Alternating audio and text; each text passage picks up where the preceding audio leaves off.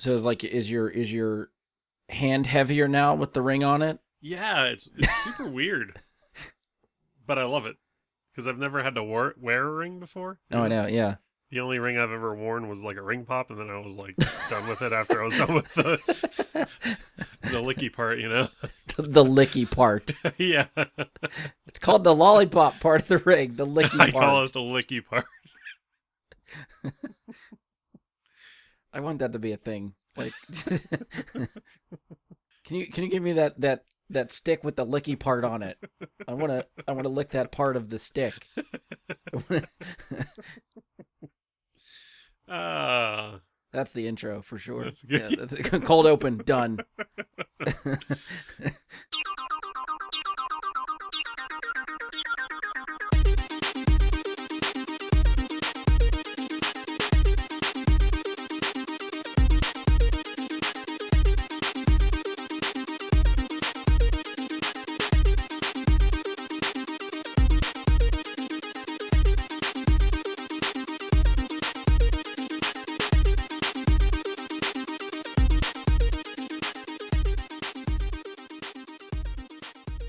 Hello and welcome to another episode of Brian Guy and Super Friends. I'm your host, Brian Labick. Joining me for this episode is someone that rode here on his pet bantha, Andy Stoles. What's up, podcast people? So yeah, we're back with a little bit more intimate show this time. There's only two of us this time. I was trying to remember. Have we done an episode that's just the two of us before? I don't know if we have. If we have, it's been a very long time. Yeah, I didn't dig through the whole catalog. Like I know I've done stuff with Josh. Just me and him. I know I've done stuff with Mike, just me and him. I don't know if I've done any with Ian. What are you laughing about? Done stuff. Yeah, done episode, recorded podcast episodes. Thank you for, yeah. Before I get friggin' gaslighted or something here. Yeah, so we'll see, I guess, if the intimate setting is appealing for the people listening. Intimacy. Yeah, I think we're just making up for you not being here for the 250th, right? You just have to sit down with just me and do an episode. This is your punishment. Punishment. Intimate punishment. We're going to do stuff on this episode. I guess with everything else going on lately, we have not talked enough about Star Wars, so this seemed like a good idea to jump in, get some more Star Wars stuff in the podcast. We are, I guess, mainly here to talk about the latest Disney Plus series, which is the Book of Boba Fett. Boba. However, I guess if you're not up to date on some of the Star Wars stuff that's come out, there is something else at least we can sort of kind of talk about, or at least give you a heads up that, hey, this is coming. Once the Book of Boba Fett wrapped, Disney finally started teasing us with the next Star Wars series that we can expect. There was no trailer, so I'm still waiting for that. But we did get a poster for the Obi-Wan Kenobi series. Yeah. They are referring to this as a limited series, which in my mind, I'm guessing is just one season, just like a mini-series event type of thing. And they announced the release date. I would have expected it to be May the 4th, but it is not May the 4th. It is May 25th. And I was trying to figure out why it's not May the 4th, but the internet had reminded me that May 25th actually marks the 45th anniversary of the release of Episode 4. So that date makes sense. Yeah. So it all comes back around. I dig it. But anyway, so, before we get into Boba Fett, Andy, are you excited for Obi-Wan Kenobi?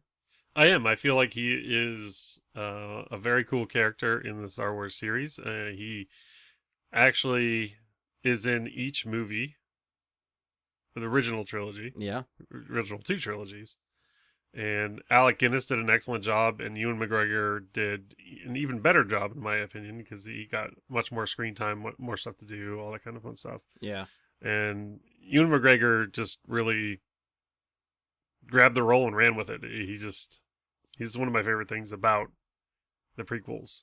Oh, yeah, I think for a lot of people, too. Especially for not having too much to do in Episode 1, but, really shining in 2 and 3. Oh, yeah, yeah.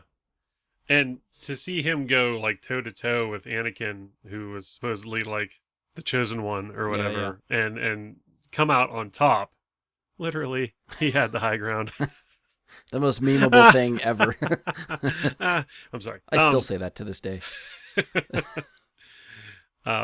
Just you never really see him as like this really powerful, strong Jedi. You know, generally through like the first episode 1, episode 2, and even episode 4, you don't really see him as this like powerful, because obviously Alec Guinness can't pull the lightsaber moves that Ewan McGregor can. You get a little taste of it, I guess, in Attack of the Clones when he fights Grievous, but I feel like they dialed that down because apparently it was supposed to be a much greater fight before they had to cut the Grievous fight. Yes, I remember seeing like somewhere in like the behind the scenes stuff. There seems to be they were choreographing a fight from what I remember. Basically, Ewan McGregor standing on like a green screen stage. The stage is completely green screen. And he ends up trying to sword fight like 3 or 4 guys in green leotards, who I'm guessing would have been like Grievous's Magna Guards, the guys with the poles. Yeah. So they choreographed this whole thing. I don't know whether they filmed it or not, but in the movie, he just brings the thing down on their heads, and then that's the end of the fight. So they had something there they were going to do. Maybe that's like a callback to like the Indiana Jones, like, you know, Harrison Ford was just like tired and sick, so he just like pulled it out and shot the guy instead of like, cut, good, we're good, right? That works, yeah.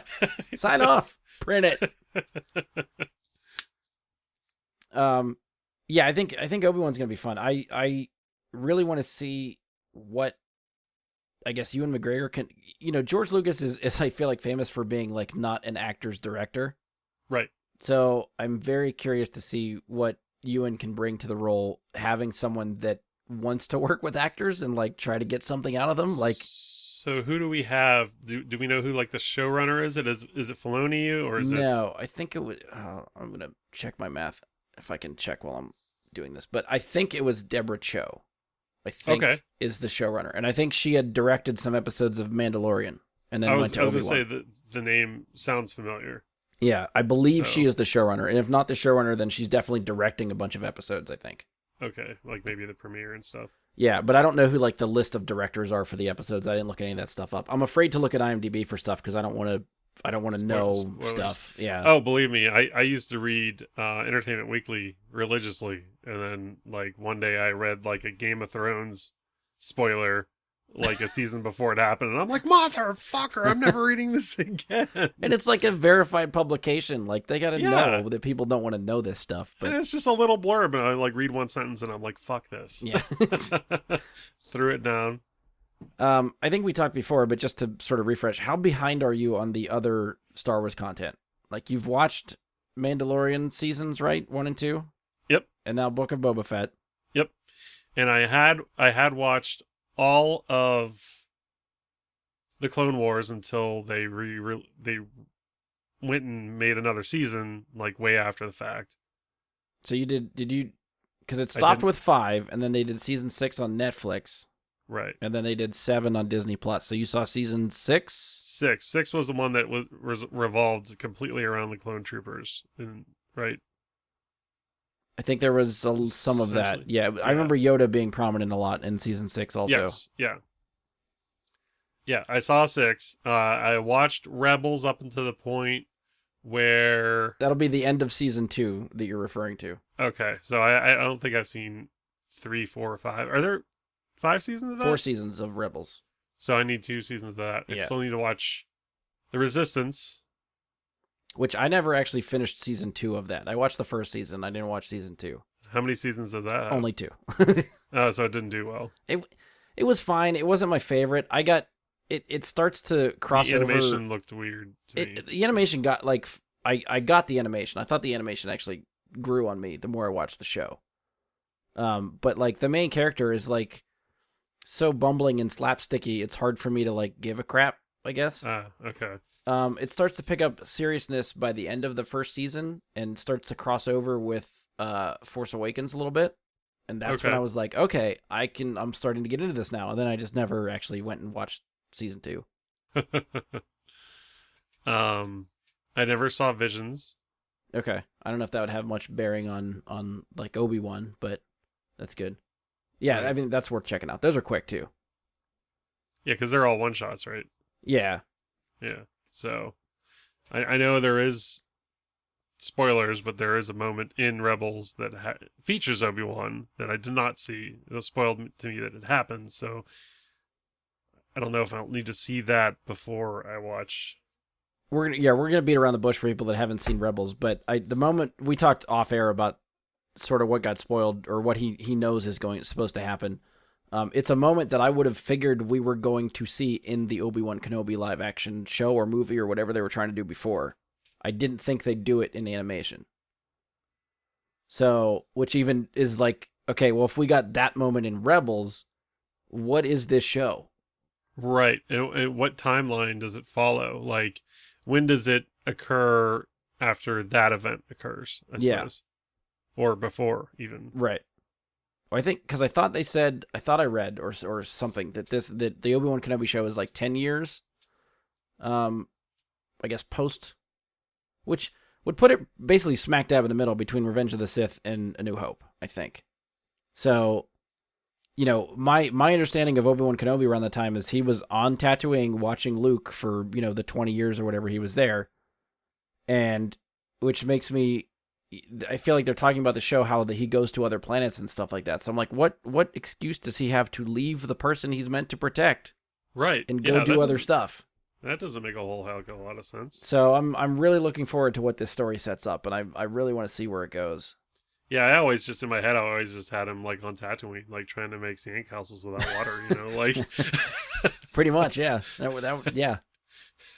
Force castles. He's just like, gotta stay in practice. Yep, that's how you do it.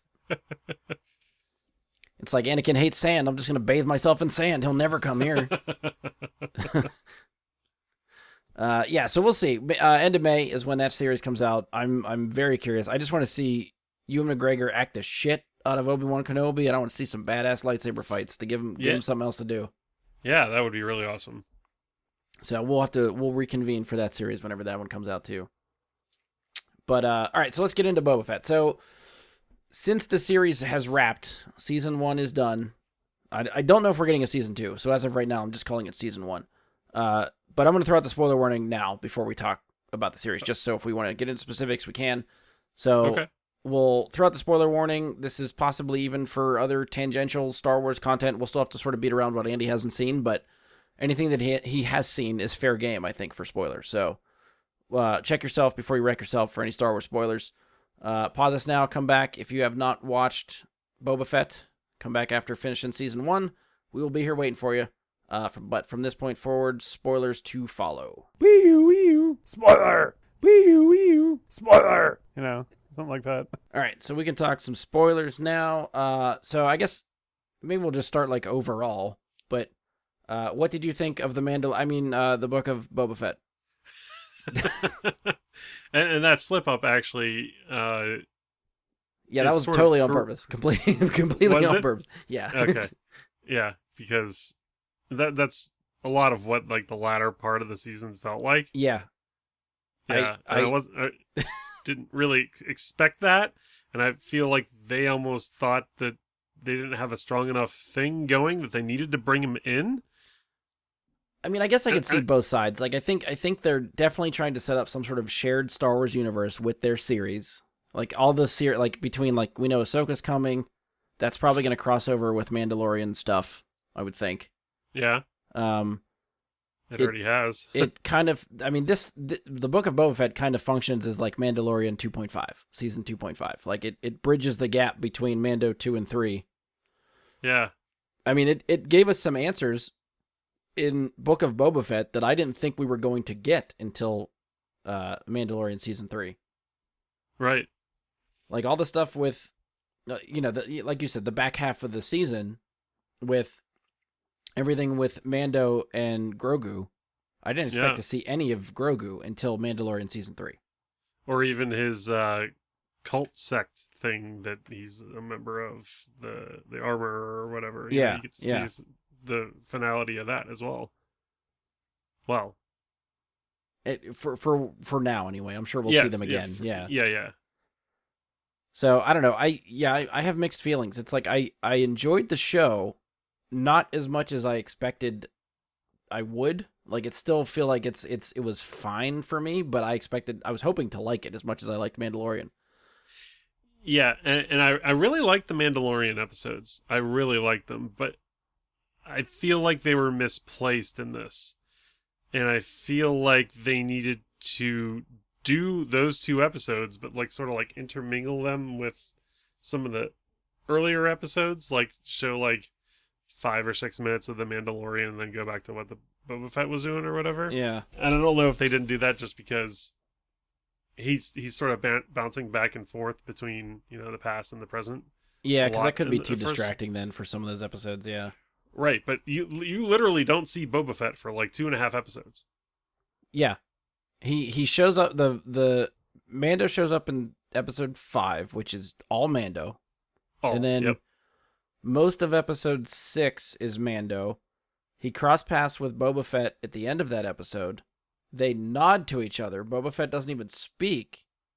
And then they get together for episode 7, and then, the 2 of them in the finale. So, Right. yeah, for exactly 2 whole episodes, there was not even a speaking line from the title character of the show. Right, it's super weird. And I don't know, I guess I feel like I wish they wouldn't have done that as dove so blindly into that, I Yeah. guess, because it sort of picked me out of the immersion of being in the Book of Boba Fett. I feel like if they were going to do it this way, they should have just called the series something else. Yeah. Like Star Wars Tales or something. Or yeah. Again, I don't know what basically I think this means too. Mandalorian season 3, we could get random episodes that don't feature Mando. Like maybe they're just going to be like backdoor pilots for other stuff. I don't know. But yeah, it's sad. Like for the show about Boba Fett that sounded really cool at the start, I found myself not caring as much about Boba Fett as I wanted to, and my favorite episodes of this series are ones that he's not in, which is not great. Yeah, it's not great. And I liked the rest of the episodes, but we have 2 seasons of The Mandalorian. We know that character, and I'm not like everyone knows Boba Fett, but he's a lot older now. It's not quite the same. Yeah. But like The Mandalorian is so popular, and like you just want season 3 so bad that when they give you like 2 full episodes of The Mandalorian, you're just like, Yeah. bonus Mandalorian, like. I guess so. We'll try to steer into just like Boba Fett. What of the Boba Fett centric stuff did you like from the series? I really enjoyed seeing his past with the Sand People. I really enjoyed seeing the Sand People's like culture, and idiosyncrasies of that species, race, Yeah. species, I guess, huh? I don't know. I just really enjoyed that you could get so much off of it from not really understanding anything that they're saying, and you Right. could actually like sort of understand like the sign language that they were doing. Yeah. So I really enjoyed that, and you got a taste of it, just a little taste of it in The Mandalorian, season 1? Yeah, because he crossed paths with them, I think it was season 1. Yeah. Yeah, and he does a little bit of the hand gestures and whatnot. Right. So I really enjoyed that aspect of it. Yeah. And I also enjoyed seeing how he actually got out of the Sarlacc? Sarlacc pit, yes. Yeah, we've all assumed that happened. It was nice to finally see it on screen. Like it's canon now. He got out. Yeah. Which I feel like I've seen some confusion talking to some people that they're under the impression it took him years to crawl out of the Sarlacc. I think it's the other way, where like he crawled out of the Sarlacc like a day or 2 after being in there, and the stuff with the Sand People took years. Yes, that's where my mind goes with it. Okay. But yeah, the Sand People stuff was cool. I liked seeing some of their culture. It's nice to get the time with like side characters and stuff like this, just to flesh them out more. And like now you look at the Sand People in a different light, that they are not the savage beasts that we always thought they were in every other iteration of Star Wars. Which in my opinion makes the Attack of the Clones murder by Anakin yeah. that much more like brutal. Yeah, it was bad before, but now you're just like, and when he says he kills the women and children too, you're like these creatures feel like fuck. But at the same time, they also kidnapped his mother and had her strung up and tortured. So, maybe Right. there's like just different sects of sand people, and that was just the worst one. I don't know. And they do explain that a little bit in this. That the I think the tribe that he was with was more of like a traditional ancient way tribe where they didn't do all of the raids and stuff that like these guys were just Tuscans. They weren't necessarily like the Tuscan raiders. Yeah. Okay. I gotcha. That were accustomed to. You know what I mean? So yeah. I trying to think like how can I express sort of like what I'm thinking about here. Like with Boba Fett, I can understand, I guess, the arc that they're trying to put him on, and I am behind trying to flesh out side characters and give them something to do. I don't know what it was, but it seems like every time he got out of the armor, I cared less. And it's so weird of a thing to like admit, because I can't tell you why. Like, there's no good reason like why I feel that way, but I do. Even with the Tuscans and that whole story, you just the pacing of those episodes was slower, but I was still kind of like invested just to see where it went and how he gets out of it, and how he survives, kind of thing. But after that, once he finally gets to like Jabba's palace and we start seeing present day stuff, like I didn't really care as much about him trying to get the crime families together, and I just want to see Boba Fett in the armor doing cool shit, is like Mando does. Like maybe that's one of the reasons I like Mando so much more, is just because he's always in the armor, right? And the armor just looks fucking cool. Yeah, which is the whole reason we liked Boba Fett in the first place, is because he looked fucking cool in the armor. Right. Yeah, I feel like the crime syndicate thing was very, I don't know how to say it, like ramshackle almost. Like it just seemed like discombobulated, I guess. Like he goes there and then I don't know. It felt like he had like 6 different enemies at one point, and weren't really sure who was doing what. And I mean, I guess that's par for the course for being in associated with crime syndicates and stuff like that. Yeah, I guess so. But it was the Hutts, and then it was the water guy, and then it was what are they called? The modders or the grifters, or what were they? They end up being like that. Yeah. I can't remember what they refer to them as now.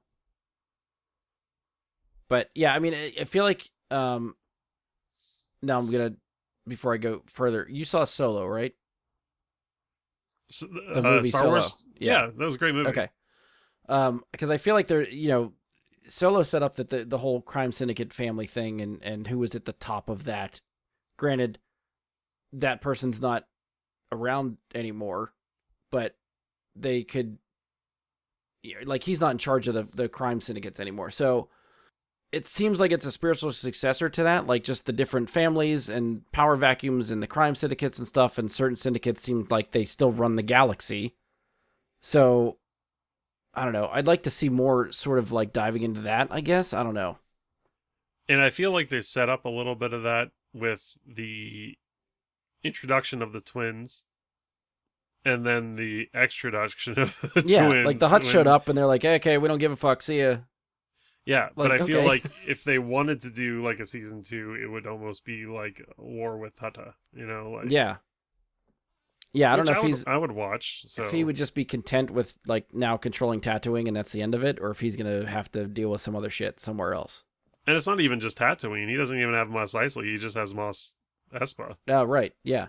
He just has the one little town in Tatooine. So well, I guess you're under the impression, I guess, that because they even talk about Tatooine as a planet. Like if they get the people controlling the spice out of there, that Tatooine will run better and be freer. Right. So, yeah, I don't know.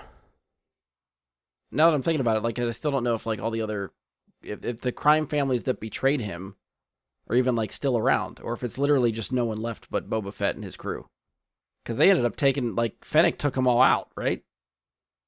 He took out she took out the heads, but I'm assuming, they had some sort of contingency plan. Okay, so the families might still be around, just someone else running the show. Right. Hopefully fall in line with Boba Fett or something. Yeah, or versus, Yeah. some interesting characters popped up though that I really enjoyed.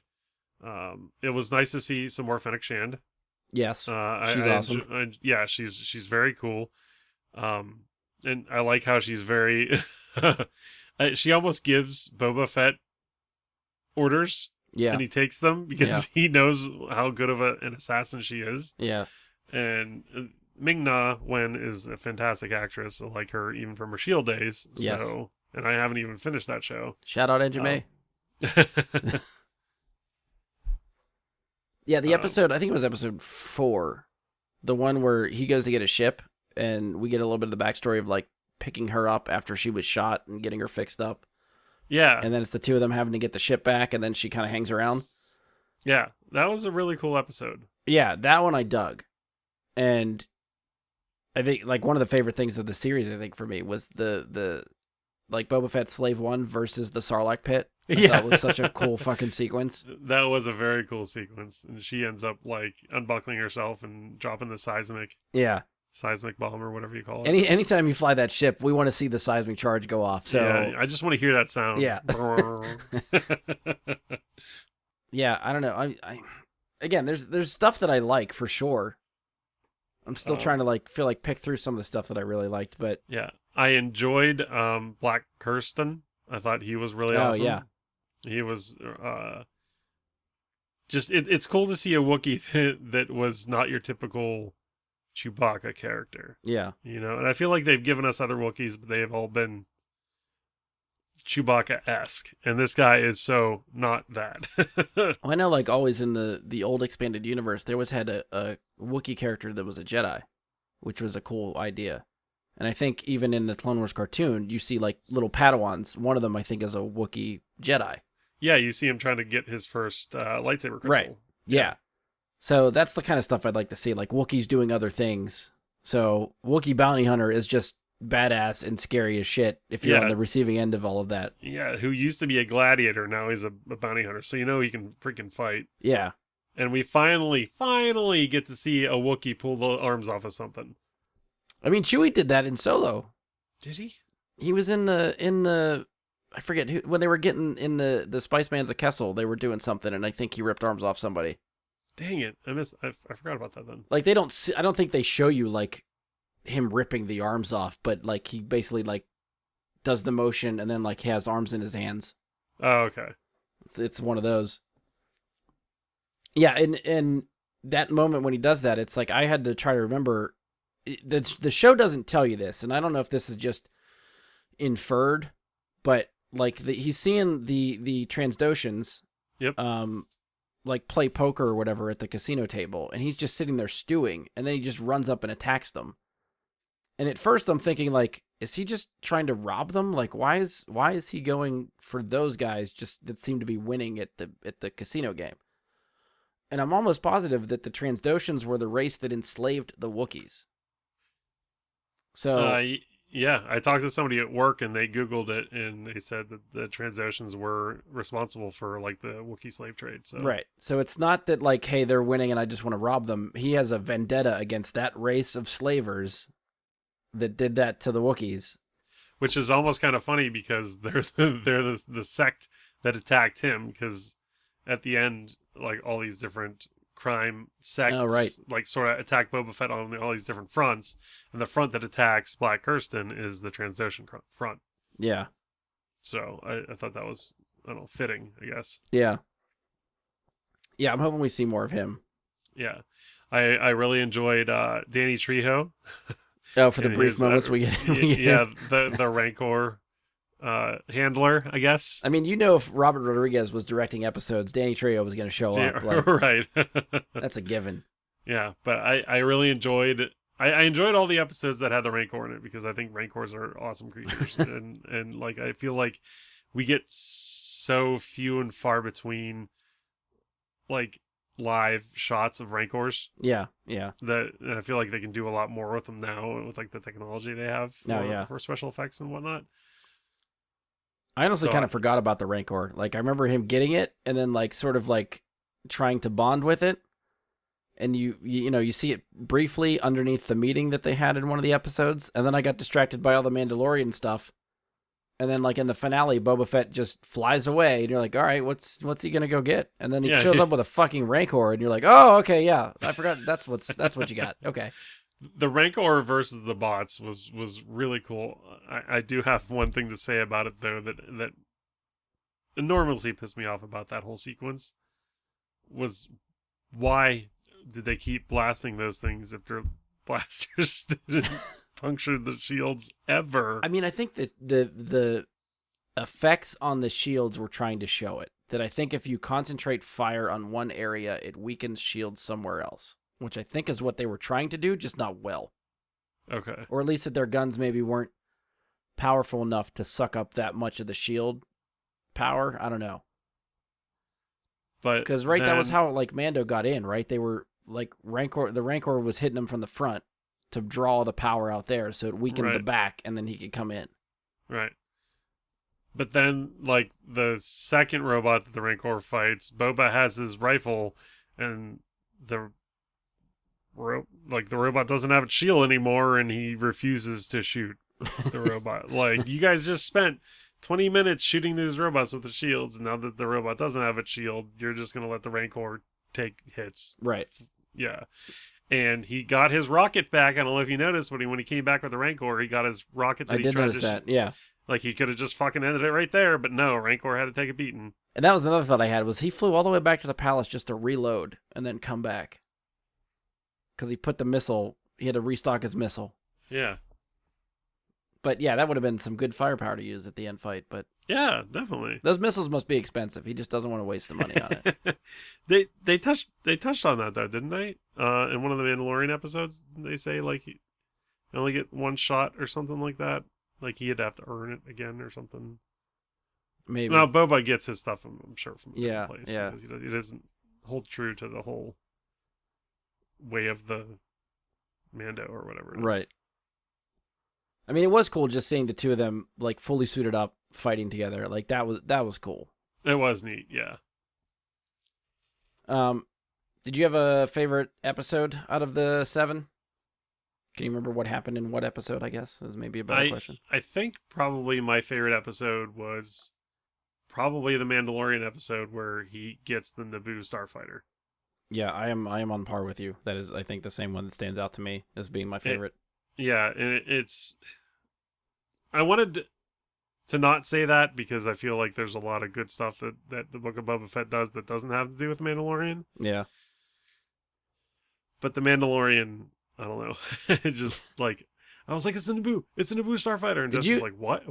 That episode what are you in itself talking about? had so many, like, Easter egg things in there that I started to basically just, like, make a list because I was like, this is so much crap that I was catching. Like, I don't know. Before I get into sort of like my laundry list that I sort of tried to remember, was there anything that stood out to you that was Easter eggy from that episode? Well, the Naboo starfighter. That's the big one. Yep. Yeah. If you mention them, I'll probably remember them, but nothing stands out currently in my mind. All right. So the first one that I was like, ooh, okay. When he gets on the transport and has to leave his weapons in the case, the droid that he's talking to is, I think, the droid from Star Tours. Disney, like... Yeah, Star like Tours. the Disney ride, Star Tours, yeah. Okay. When we fast forward to Tatooine and we're in the hangar with the mechanic, I can't think of her name. She has a bunch of droids run around. One of them is the BD droid from Jedi Fallen Order. Like that style droid from the game. Okay, so yeah, I've only ever seen Fallen Order played for like 10 or 15 minutes, and my brother played it, so... Yeah, I don't think it's the same droid. Because immediately I saw the droid and I was like, oh shit, Cal from Fallen Order is going to show up. And I was like, wait a minute, why the fuck would he be here? This makes no sense. And then I realized, droids all look the same. They're just not the same Right. number, so... They're not necessarily unique, yeah. Right. Yeah, the N1 Starfighter was the big one. The mechanic lady says to Mando that the ship can be faster than a father, which is the frickin' the animals that Finn and Rose let out in Last Jedi and ride through the casino. Oh, okay. The big pole that Mando gets for the Starfighter from the Jawas. That, like, he's real impressed that they found this part that boosts the speed or whatever for the Starfighter.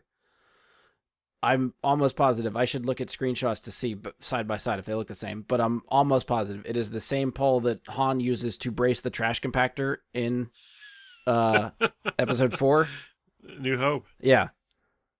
When he test flies the N1, he goes past the 3PO. he goes past the old pod racing course, which was cool. And then the last one for me was just when he's done flying the ship, and she goes, "How was it?" And he goes, "Wizard."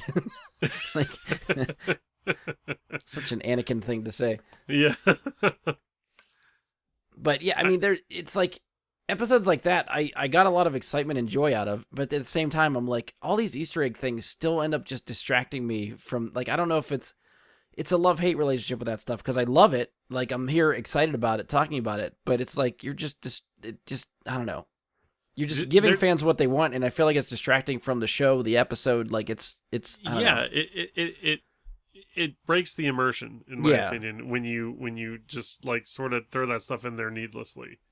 Because like I stopped paying attention to the story. I started just making a list of like, oh, that's an Easter egg, that's an Easter egg, and it's already pulling me out of the show that way. Yeah. It just, and I love seeing that kind of stuff, but I like seeing it like mixed better, I guess. Yeah. I suppose, in my opinion, it wasn't mixed enough for me to like really, really be like, oh, like.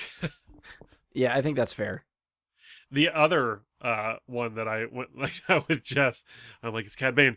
It's Cad Bane. Yeah. It's Cad Bane. And like she's like, who the hell is Cad Bane?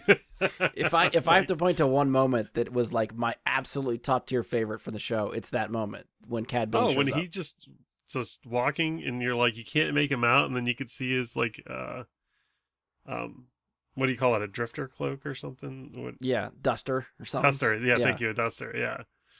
And you're like, oh, I think it is. Because then he picks up his head, and you're like, yes. It wasn't as fun for me because I'm watching this by myself. So like I can see the silhouette, and I'm like, oh, Cad Bane, and I'm like looking around, like, oh, and then I'm like, no one's here.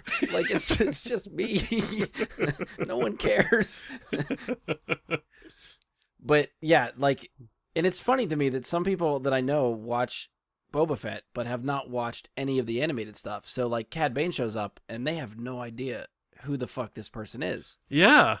And everybody that I've talked to was like, I love that character. That intro was awesome. I'm like, you need to start watching some of the animated stuff because he is so much cooler in some of the other stuff you see him in. Yeah.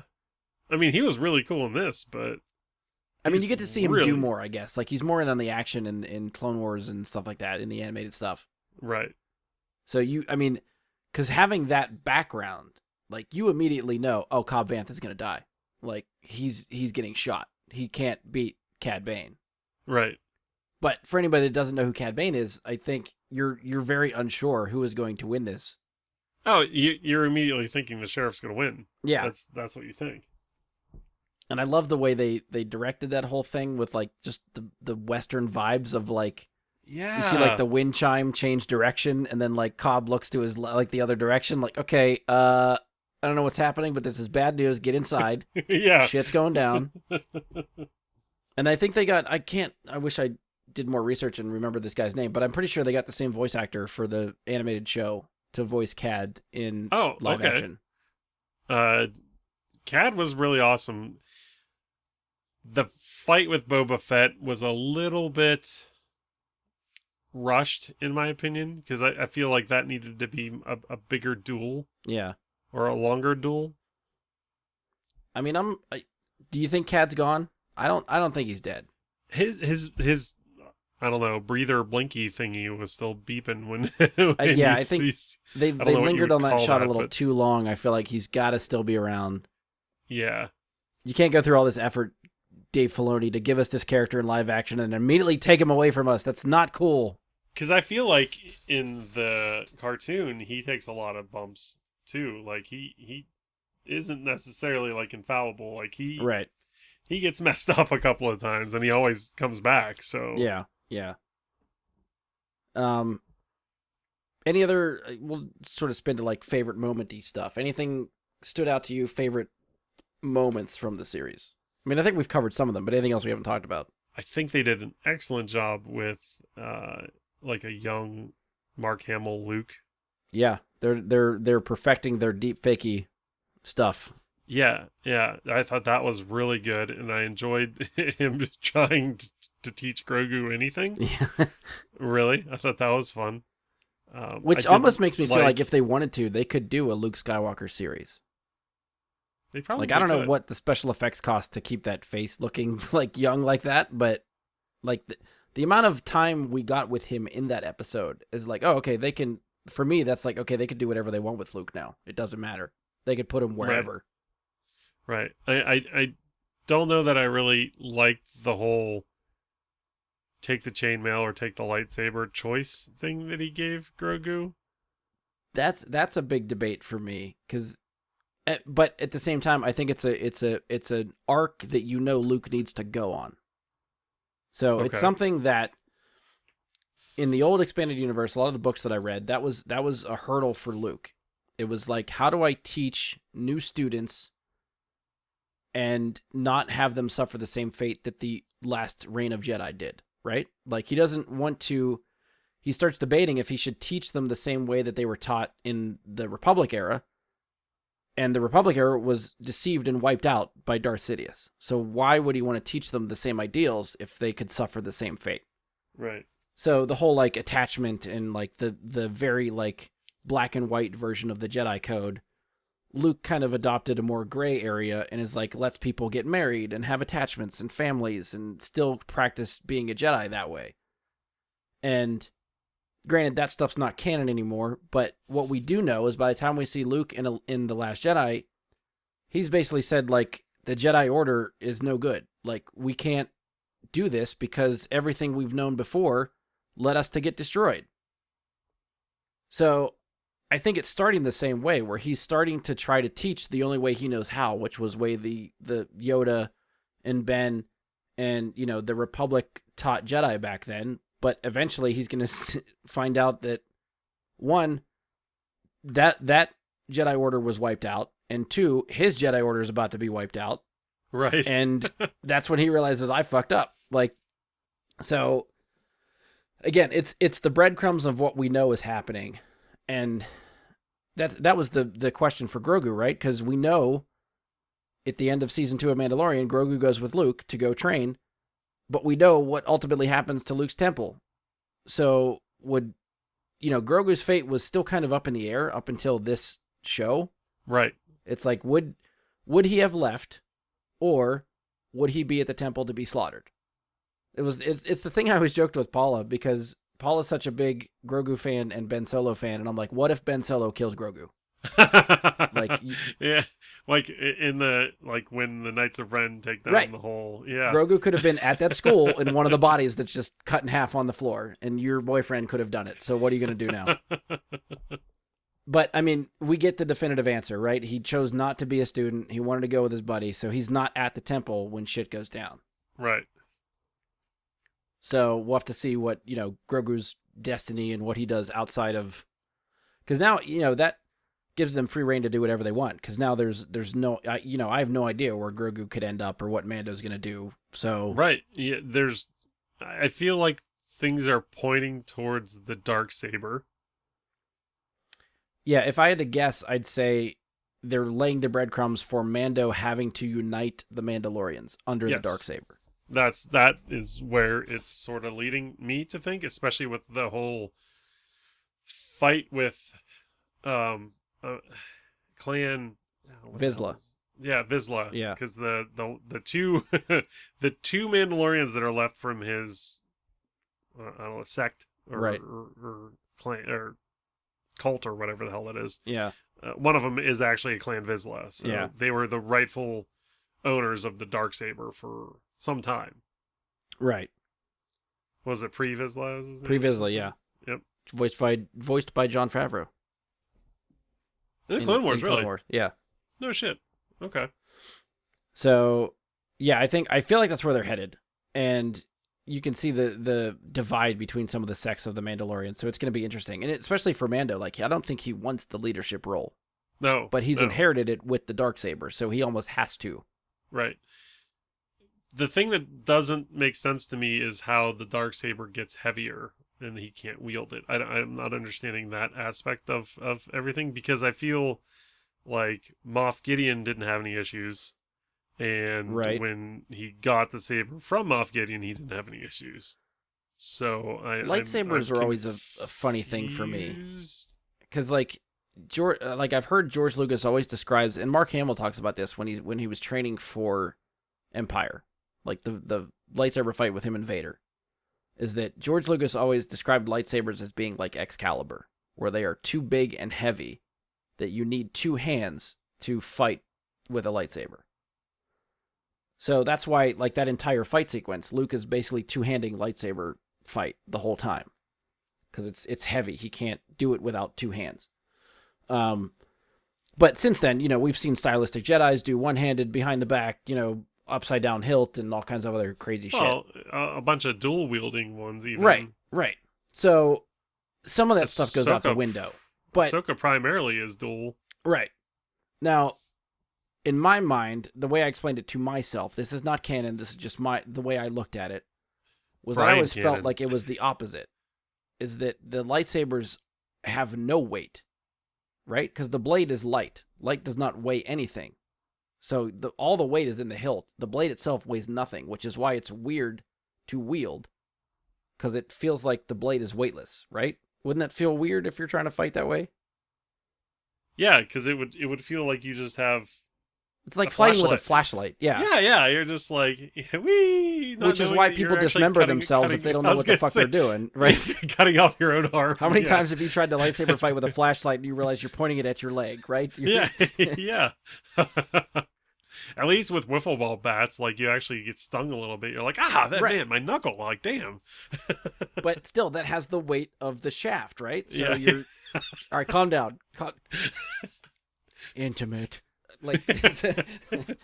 Punishment. But you see what I'm saying? Like, that, in my mind, that was how it made sense that, like, Jedi can account for the weightlessness of the blade, and Yeah, they get good with it. yeah. But they're making. I think it was more like Dave Filoni and the guys involved know George Lucas and how he explained lightsabers. So I think that's part of their nod to how he explained them back in the day. So my thought on it was like, since it's like a dark saber and the blackness of the light, to me is almost like antimatter, which is supposed to be Okay. like one of the heaviest things in the Okay. universe. So that's how my mind sort of explained it away. I have no idea if that's even remotely correct, but What we could explain it away too is it just being like an ancient lightsaber. Maybe they were just made differently back then or something like that. okay. But I even thought like, okay, well maybe it's just because like Mando's not a Jedi, right? Because Jedi can use the Force to account for the extra weight, and that's why Okay. it maybe seems lighter for them. But then you watch Force Awakens, and Finn has a lightsaber who seems like he's wielding it fine, and he's. It's still up in the air whether or not he's like Force adept or whatever. I choose to believe he's not. That's fucking bullshit. Don't even get me started on that crap.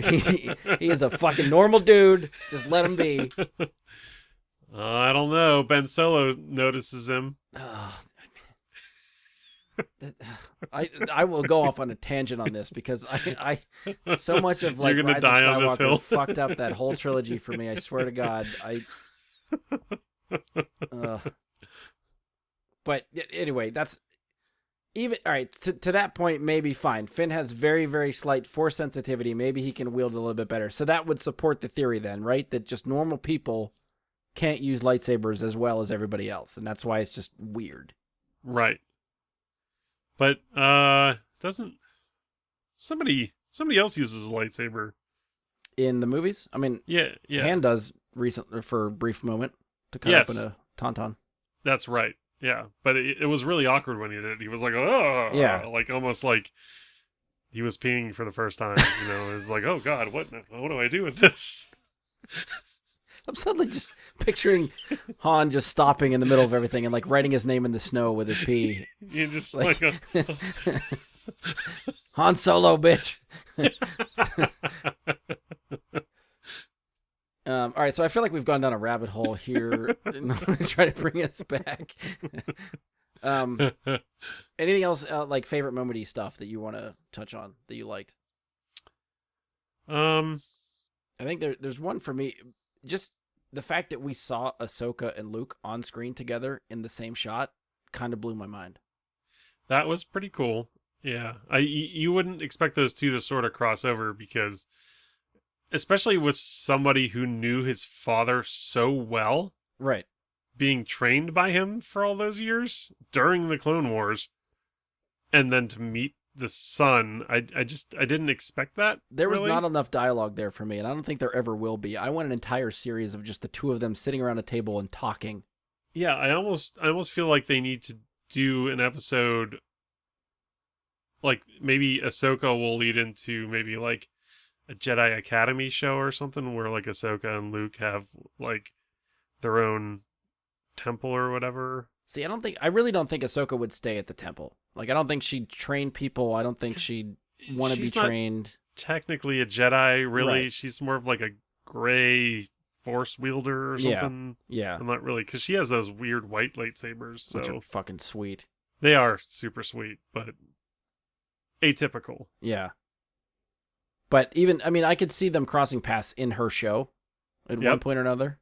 Well, I feel like we're going to get an episode that has Boba Fett and Mandalorian. And, Which could be, and yeah. Luke, and, I just felt that they laid too heavily on the Mandalorian in this season, personally. Yeah. Not that I didn't like it. It is like, this isn't Not Book that of there's Mandalorian. anything wrong with that. Yeah. This isn't Book of Mandalorian, it's Book of Boba Fett. Yeah. Anything, I guess we'll spin off to like dislikes or something. Anything that stood out to you that you kind of didn't like about the show, kind of turned you off. Well, I think I already mentioned like the laser blasting thing during the robot fight. Like, it was pissing me off. Something fierce because it literally nothing was happening. But the one modder, is that what they were called? I feel like that's not what they We'll were go called. with that. For lack of not remembering if there was another term, we'll go with that. Yeah, but the modded up human was helping up. Was this the GIF that I kept seeing online? And then he does this weird twirly shot Yeah. thing, shoots some guy that he could have just like literally like looked over and shot. And I'm like, what the fuck? I saw is Twitter this? like it was roasting off. that guy and that shot in the show. Oh my god, it was so bad. I turned to Jess. I'm like, what the fuck did we just watch? I'm like, what is this right now? I'm like, talk about being pulled from immersion. I was like, this is awful. That was the worst shot of the whole series. Like. So there's something that I realized watching the show, and it's something that I didn't think I would go this way. But when the show was announced, it was going to be like, hey, Book of Boba Fett's going to be made. Robert Rodriguez is a big part of the show. Either he's show running or going to direct a bunch of episodes or whatever. So I'm like, oh, okay, Robert Rodriguez, because he directed the episode where Boba Fett shows up in Mandalorian season 2. Oh, so then okay. it was like, okay, we're going to take that guy and he's going to get a Boba Fett show. Okay. So, all right, that sounds cool. That episode was awesome. And Robert Rodriguez directed 3 episodes of the series. Episode 1, Episode 3, and Episode 7. Those are probably my least favorite episodes of the show. Okay. 3 was the one with the janky-ass speeder bike chase through the city. That part I did not like that looked as well. terrible. Like, the effects of that did not look done. No, it looked like a bunch of Walmart shoppers on the little like go-kart thing. Somebody sent me. I think it might have been. Shout out to Leslie. I think sent me this, but it was a like a Instagram reel or something of like George Costanza on the like little cart that's motorized, like running away. Yeah, and he's got all the old people behind him on the carts, just like chasing him down the sidewalk. That's what it felt like. Like it did. It really did. And what the crazy part is like it didn't look like they were moving fast at all. No, it looked no. like someone walking next to them could do it. But I swear to God that the mayor's assistant got into a speeder that looked much like the one that they used in A New Hope to get to the. It was similar to Luke's old one, yeah. Yeah, the one they used to get to the Millennium Falcon before they left Right. Tatooine. Yeah. And that thing could haul, if I recall. Yeah. Yes. Yeah, because we definitely see it picking up speed in the open sands of Tatooine. So maybe there's a speed limit in Mos Espa. They just can't violate the speed limit. Or maybe they're just in such a crowded area that they really couldn't pick up speed. I'm not sure, but that scene looked not great. Yeah, that whole chase was kind of roll your eyes. I didn't really care for it. There There was something about specifically episode 3 and 7 that, but again, both directed by Robert Rodriguez, that I don't feel like the special effects felt finished. Like, Right.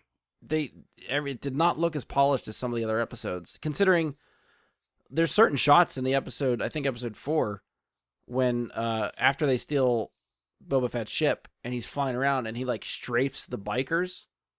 Oh, Like, that that was shot was looks awesome. amazing. Yeah.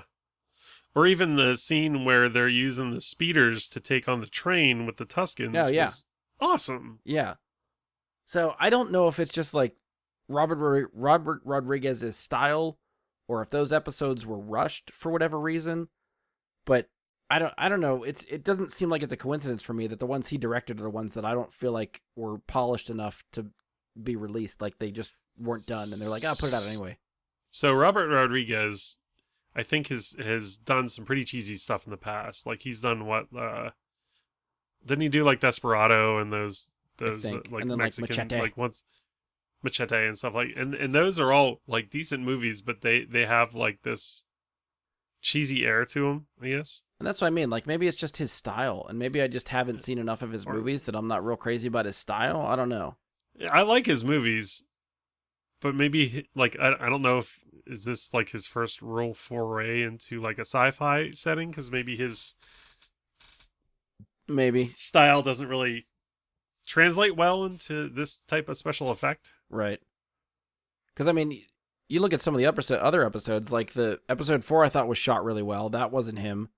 5 was Bryce Dallas Howard. I thought she shot that episode amazingly well. Oh, she has had some of my favorite episodes so far, and Yes. like the 2 seasons of Mandalorian, and like she must have gotten something from her dad, because man, like she's kicking ass at the directing thing, and she's a great actress too. The one shot that stands out to me too from the one she did, which was when the armorer tells the tale of like a Mandalore being bombed, and you see like the Empire carpet bombing Mandalore. I keep wanting to say Mando, but Mandalore is the name of the planet.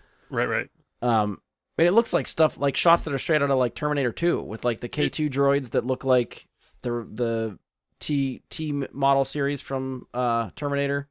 Yeah, Like- that was really awesome. Yeah. So she did great. Filoni did episode 6, which was the one with Luke and Ahsoka, and like basically everybody in the Star Wars sandbox he got to play with on that one. Which that was great. And he's, Dave's the one that brought Cad Bane in, which is fitting since he was involved with Clone Wars, the animated series, for all that time. So he got to play Yep. around with that character there. And he, because in Mando season 2, he directed the episode where Ahsoka showed up for the first time. So every character he's had a hand in crafting for animation, he's like, no, I got to be the one to bring them into live action. This is my baby. Just let me have it. My baby. I want to see the baby. Those were great. We were trying to talk about stuff we didn't like. Anything else you didn't like that we should touch on? I don't know that I cared for the whole you got to go see the mayor. The mayor just I don't know why that was such a thing. Like, I don't know. He just didn't. I felt like the assistant was funny in the last episode, but the assistant generally just sort of like annoyed me. Yeah. For the most part, until the final episode where I feel like his comedic presence actually made sense. Yeah. I suppose. But generally I can't remember the species name, but yeah, that mayor annoyed me. And I don't think it would have mattered what species he was. It's like a Thorian, right? Or something like that. Yeah, I can't remember. Like they always refer to them as like the hammerheads because he looks like a hammerhead. I don't know if there's too much else that stood out. I mean, more than just like, I think I talked about it before, but as much as the show is about Boba Fett and I understood like the character arc they were going on, but I don't know. I had a hard time getting into the character and like really caring what was happening. And I don't know if it's just like I said, a point of just him not like coming out of the armor and just not looking as cool. Like, and I don't know if it's more like, I feel like I've had this conversation with other people too. Like, even to an extent, like Han for the Solo film. It's like some of these characters, I don't think we need to know their whole backstory and what's going on. Like, I understand what they're trying to do, and they want to flesh them out and give us something to get behind for the characters, give them some sort of arc to go on. But some of them are just cooler left alone. Right. The era mystery adds a lot of character. For as big as the Star Wars character. galaxy is, I keep saying I want to see new stories with new characters. I don't really care. If I already like a character, don't show me the backstory and then I don't care as much anymore. Like, just kind of let them go, I guess. I don't know. Because we get a lot of story with Boba in the Clone Wars through his training process with Oh, right. Yeah. the clones. Yeah. And then you sort of see like a whole bunches of phases with him. Yeah. So we end up seeing a lot of what he's gone through. Which, I mean, makes sense for the arc that he goes on in this one, which is like, don't, look out for yourself. Do your own thing. Don't worry about trying to get jobs from shady people because they don't give a shit about you. Yes, but I still, I guess I wasn't sold on him being like a daimyo to the people. Yeah, I agree. I just, and I like the whole Sand People Tusken Raider arc of that Right, story, right. but I just don't see him flipping his morals or his code or I don't know what you want to call it, but to sort of like protect the people because it's the right thing to do. It's Right. just not a No, Boba, yeah, I agree. Yeah. it's not a Boba thing to do. So like the flipping the script, I suppose I thought this was going to be more what am I trying to say? I thought it'd be more like cutthroaty. Yes, cutthroaty or even mafia-esque. Yes. Yeah. Yeah, and it didn't really ever do that. It still felt like he was the good guy, and I wanted, like, the Mando's the good guy. Like, I want, because the Mando already like chose doing the right thing over like the bounties or Right. anything like that. So I sort of wanted like an anti-hero, Yeah, I agree. and they turned him into, well, just the hero. He's basically the good guy now. Yeah. Yeah, and I don't know that that's a good place for Boba to be. Yeah. In my opinion, for the character. Like, I'm all about, like, hey, I've learned not to take jobs from people. I'm gonna look out for myself. The whole arc with the Tuskens maybe gets him to not judge people by their cover. But yeah, to your point, I still don't think it's the entire leap to, hey, I got to protect this town and possibly this planet. I don't go there. Yeah, but it seems like that's where it's going. But the whole, like, getting his ship back and wanting to be in control of what he's doing and jobs he's taking, like, I thought he would just end up being more or less like a mercenary. Like, not a bounty hunter taking jobs for other people, being a mercenary taking stuff for himself, just deciding who to go after, who to kill, who to capture, whatever. Yeah, it really seems like he sort of went soft. Yeah, that's a And good I way to think put it too, yeah. That's less of what I wanted. Yeah. And, if we're going to, presumably if we see more of the character, maybe it'll grow on us. I don't know. First reaction, I'm with you. It's not what I expected. And I hate saying that, like, it didn't live up to my expectations and that's why I didn't like it. Because, like, they definitely tried to do something here. I just maybe didn't work for me. But I'm sure other people might still enjoy it. But, yeah, just me personally, I don't know if I got behind it as much as I wanted to. I enjoyed it. I just think that other Star Wars content was better. Yeah, I second that. I agree. I don't know. Anything else? I guess maybe just for Boba Fett, because maybe we can just sort of shoot the shit about what to expect for Mando season 3. Oh, the end of the series. I think it was sort of like maybe a mid-credit thing. I'm assuming Cobb is still alive. That was my assumption as well. Okay. Which is cool because Timothy the Oliphant was a really cool like sheriff Yes. Yeah. or marshal. Because I went and rewatched, the scene of him getting shot a good bit, and he definitely gets shot in the shoulder. Right. He does not get shot in the chest. His deputy gets fucked up. Oh yeah, that guy deserved to die. Like, you're just waiting for him to bite it. Oh yeah, he was a huge turd burger. Yeah. But Rolled in with sand. the modder there for Cobb, is he going to come out of the thing like RoboCop? Yeah, that modder is really cool. I really hope that actor sort of shows up in more things, because Yeah. I really dug like what he was able to do with the Fennec Shand, and like showing how he did it, and that aspect of it. I really dug that. Yeah. Speaking of the modders, I thought they were really stupid. I thought that whole episode wasn't real great, and like I didn't like the characters. I didn't like who they selected for the actors, but it might have had to do with that scene with The spinny scene? the motor scooters. Oh, yeah.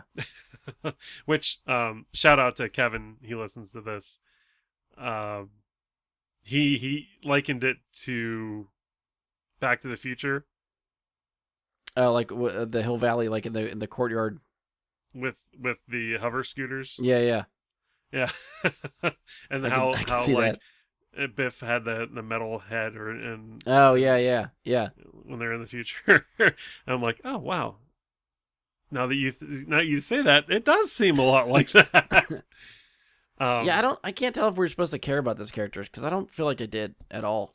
So I hated him right at first. Didn't like him, and then I sort of started to like them when Black Kirsten attacked Boba Fett, And they defended him. and they defended him. Like they all Yeah, surrounded okay. Black Kirsten, and I was like, okay, these guys are actually sort of somewhat cool. Yeah. And then they seemed like they couldn't help themselves in the last episode, but I feel like And the then they did the episodes where spin. yeah, the spin. They can sit and spin on that.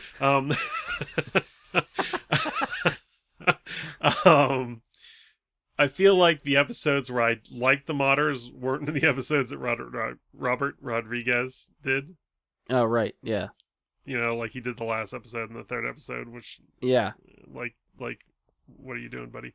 But That's what I mean. Like, coincidentally, like the one that was supposed to be like headlining this thing has the episodes that I like the least, and I don't think that's the way this show should have went. Like, I don't know what I'm missing. Like, I feel like I'm on the wrong side of this.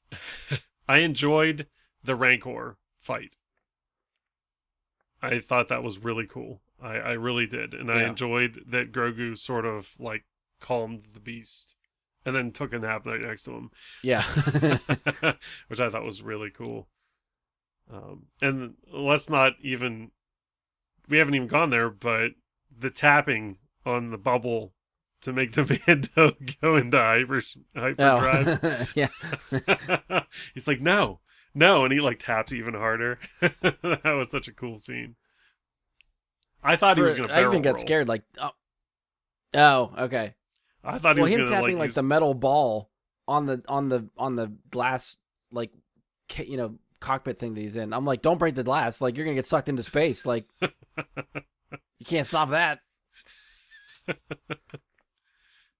might that's be another able question to, I had about the ship, right? So if Mando actually does like bounty hunting again, the nice thing about the Razor Crest was it had places to store bounties, right? Yes. Where the hell does he put people if he has to take them in? Is there a trunk to that thing where he could just shove bodies in? I wouldn't think so, but maybe he can get like a cargo crane and just like sort of drag it along behind him or something. Like a little tugboat or something. Yeah. Or he maybe got the trailer out back. Just maybe he'll get like because I feel like the Naboo starfighter can almost fit inside of a Razor Crest. Almost. Maybe. So maybe he'll get like a more of a transporty type ship. It'll be like sometime in like season 4 when Lego wants you to buy another ship of Mandos. Yeah. Because they're already putting. I already saw the like listing for Mando's N1. There's really? a Lego set for that already. Is it already there? I don't think it comes out for like a couple months, but they're making it. It's coming. Those sons of bitches. I want it. I'm not gonna lie. Anything else to I guess wrap up Book of Boba Fett, and then maybe we'll just shoot the shit for Mando season 3 and then wrap up. I don't know if I have anything else.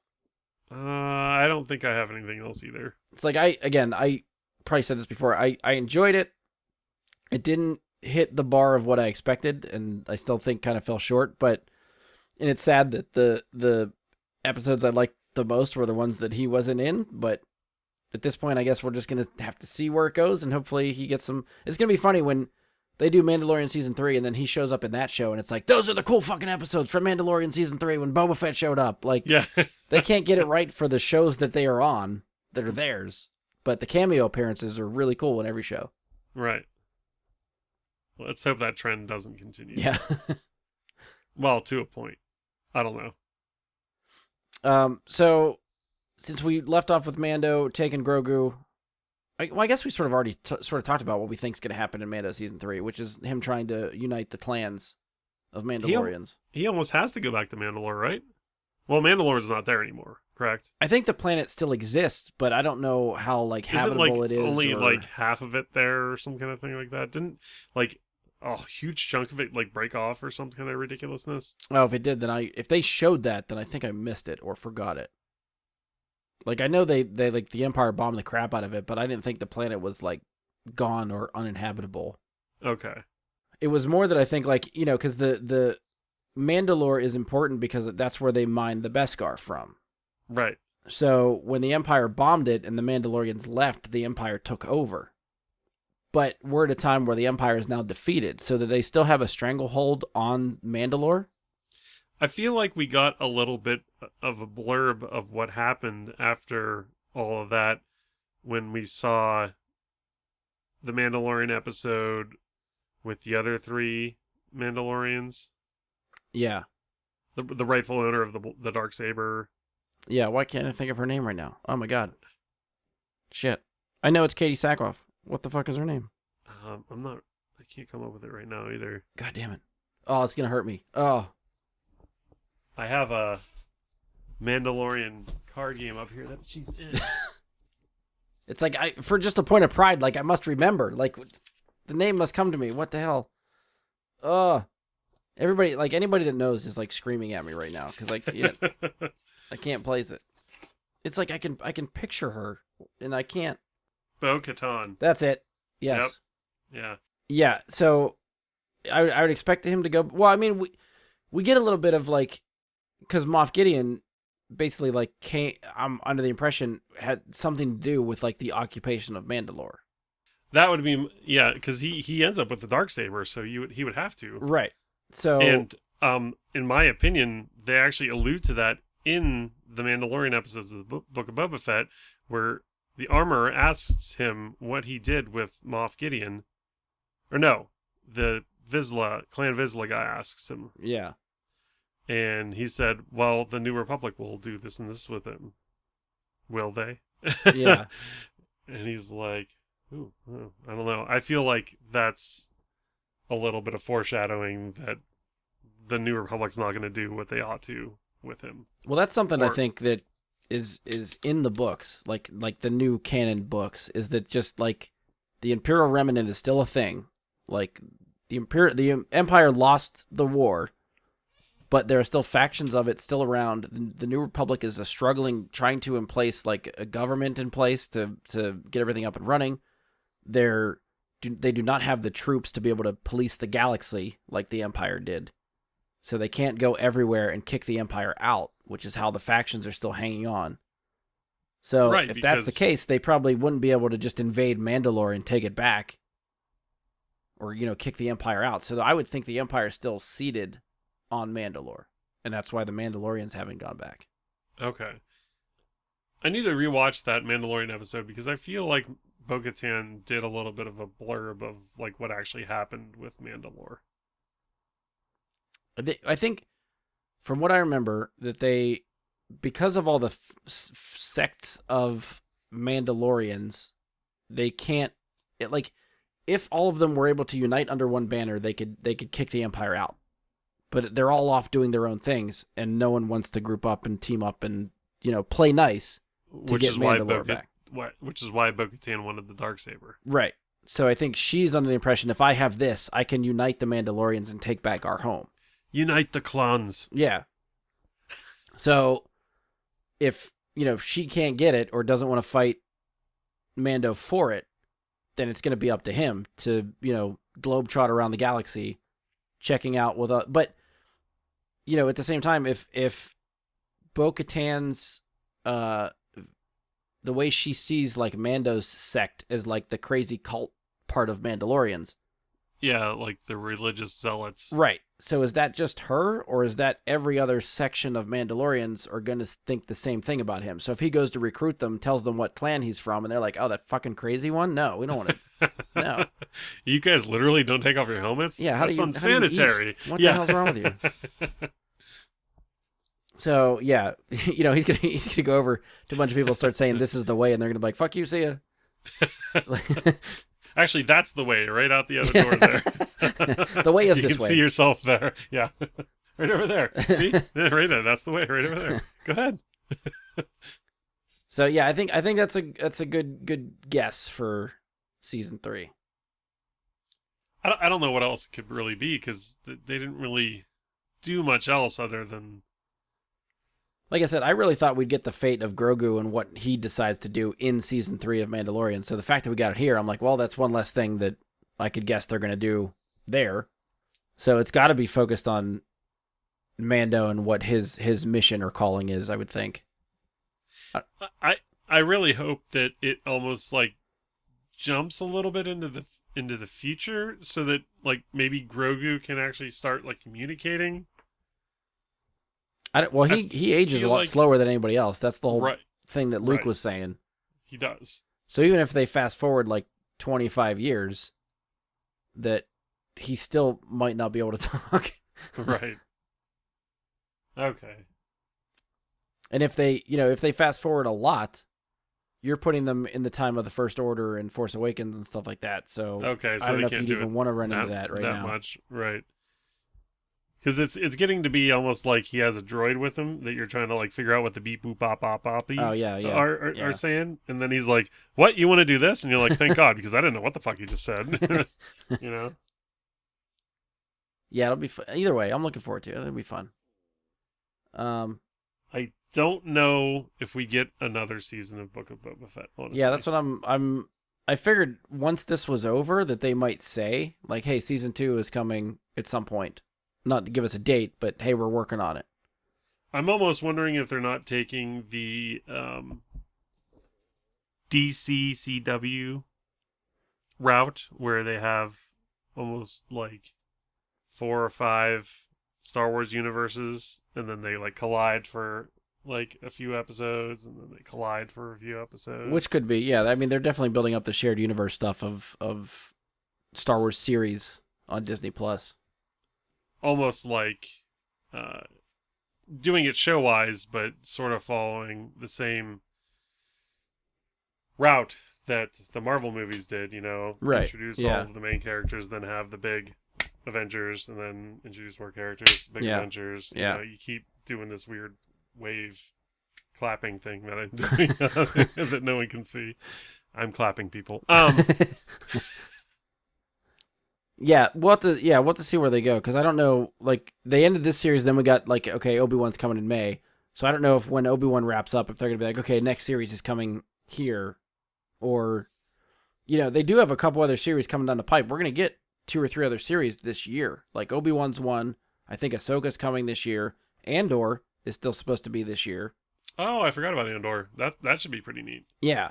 I mean, it's not going to tie into this stuff, because it's Rogue One and stuff like that, so right, these but guys aren't really around then. I want to see like an espionage sort of double agent type Star Wars thing. Back when Cassian did some Black Ops missions or something. I don't know. I don't think I have anything else. You got anything else? Might be it. I don't think so. I mean, I'm sure if we kept talking, we could probably come up with some stuff, but yeah, I don't want to keep reaching. Like I got nothing right now, so.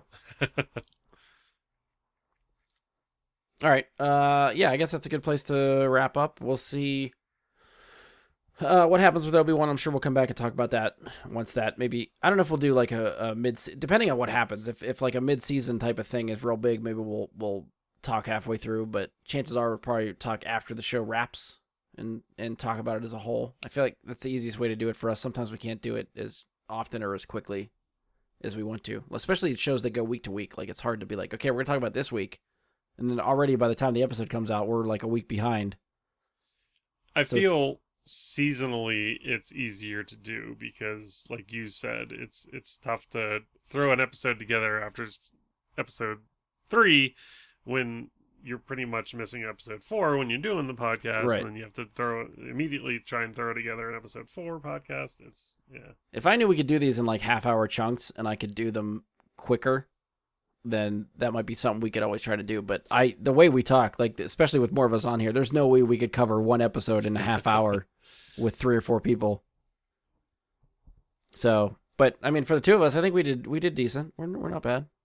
Yeah, I think we did pretty good. All right, yeah, we'll come back some other time. I don't actually know what the next episode for the podcast proper is going to be. I know we've talked about Steel at some point. I don't know. I keep putting it off. I keep putting it off because I don't care, and I don't know when I want to get to it. And there was much rejoicing. Yay. Yeah. So, yeah, Steel is the next one up for Rewind Theater. We will get to that at some point. At the time we're recording this, I have tickets to go see Uncharted in theaters tomorrow. I don't know if anyone's going to see that, but if anyone else does, I would be probably glad to talk about that one because I'm kind of excited about that. I want to see how that one turns out. Don't know if I'm going to go to the theater to see that one. Yeah, I didn't think it was too high on too many people's lists. So that might be one we circle around to at a later date. Might be a Netflix or... What company is that with? Like, what? HBO Sony. Max? So HBO Max? No, Sony... As far as I know, Sony has a deal with Netflix to release some stuff. It might start with their 2022 slate, but it's still probably going to be like some months after theatrical. Like they do the theatrical run and then probably like rent or buy. And then after that, it might hit Netflix. Okay. So I don't know how soon, but at some point. Okay. Yeah, I'm trying to think what else we sort of have on tap. I know there's been some especially big video game news that we have not talked about yet. That, I mean, by now we're way past due on covering some of that stuff, but it could be one to jump in and sort of just give our thoughts for a little bit on it. We'll see. Either way, it's stuff that I'm thinking of. We'll see where we end up. And did Skull and Bones finally come out? Is that the big video game news that you have? No. Ah. I count on you for those I've updates. been I kind of lost waiting. track of what's happening with that game. I figure you're the one anxiously awaiting their Twitter account to post something or Facebook page to be like, "Hey, it's coming. We're not dead." Hearing rumblings of like just it's in production hell. So, Which it's been for the last 5 years or whatever it's been. I guess it's not hell. What's the middle ground where you're not sure where it is? Purgatory? Limbo. Limbo, yeah, production limbo. Thank you. We'll call that. Yeah. So yeah. Anyway, keep your eye on the podcast. We'll see what comes out next. I can't confirm or deny anything right now. Something. Another episode will happen. Something will happen. Keep an ear out. Something is on the wing. Yep. Couldn't have said it better myself.